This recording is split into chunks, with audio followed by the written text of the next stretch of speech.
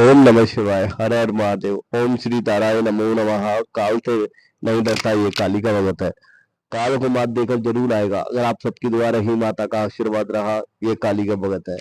आज मैं आप सबके लेकर आया हूँ पीपल वशीकरण 2। जी हाँ, पीपल वशीकरण 2 काफी शक्तिशाली वशीकरण है। उससे पहले मैं आपको एक जरूरी बात बताना चाहूंगा।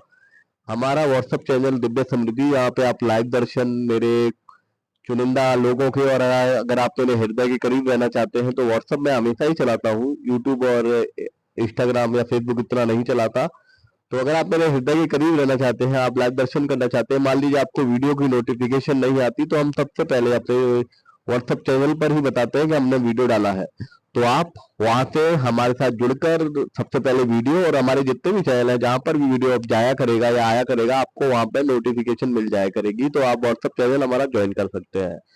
और दिव्य समृद्धि आपको हमेशा ही अच्छा तंत्र देता है। अब मैं आपको एक चेतावनी बताना चाहूंगा। ये आप पीपल और बरगद के पेड़ पर कर सकते हैं, या आपको कहीं कल्प वृक्ष का पेड़ मिल जाए तो आपको ये तंत्र करना है। ये तंत्र थोड़ा खतरनाक तंत्र है, मैं आपको बताऊं। रात्रि में ये तंत्र करना है। स्त्रियों स्त्रियों पुरुषों से मैं ये कहना चाहूंगा, जो भी इसको करते हैं, अगर ज्यादा ही आपदा हो, आप बिल्कुल ही विकट परिस्थिति में हो या बहुत ही मजबूरी में हो, तब इस तंत्र को कीजिएगा, क्योंकि ये ब्लैक मैजिक तंत्र के योग है, मैं आपको बताऊं। और इससे आपको, अगर आपका गलत कर दिया, आपने गलत विधि करी, तो आपको हानि पहुंच सकती है। और ये अगर आपने सही तरह से किया तो आपको अवश्य, चाहे 6 दिन के लिए, चाहे महीने भर के लिए वो व्यक्ति आए, पर आपके पास आएगा जरूर, या आपकी उससे बात जरूर हो जाएगी। पर गलत मत कीजिएगा, गलत चीजों का गलत प्रभाव होता है। और मैं आपसे एक निवेदन करना चाहूंगा कि आप ठीक से समझिएगा विधि को। अब मैं आपको बताऊं विधि। विधि आपको शनिवार को करनी है या मंगलवार की रात्रि में करनी है। रात्रि का समय है, मैं आपको जो बताऊं, समय है 9 बजे से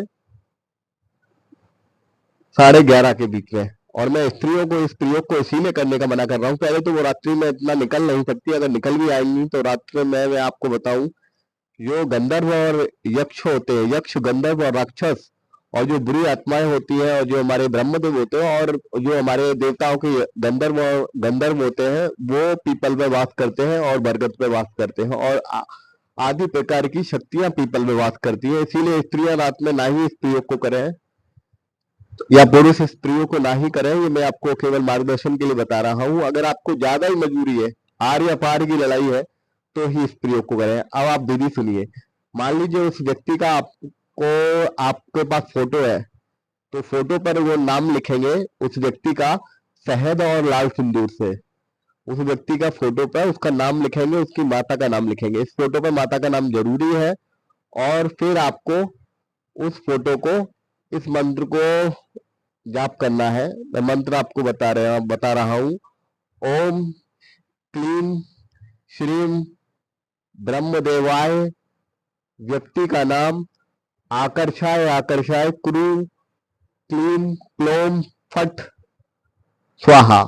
ये मंत्र है, मैं आपको बताऊं, 108 बार जाप करना है। ज्यादा हो जाए तो कोई दिक्कत नहीं। उसी समय व्यक्ति को शहद से और सिंदूर से लिखना है। पीपल के सामने आप खड़े होंगे, समय मैंने आपको बता दिया है। उस समय आपको ये प्रयोग करना है। और करने के बाद आपको फोटो को उस पेड़ में दबा देना है। आपने सिंदूर और शहद को मिलाकर उसके फोटो पर, फोटो ना हो तो उसका कागज पर नाम लिख लीजिएगा, उसकी माता का नाम लिख लीजिएगा। और ये नाम लिखते हुए आपने उसके फोटो पे 108 बार मंत्र बोला है। ज्यादा हो जाए कोई बात नहीं, 108 बार मंत्र बोला है।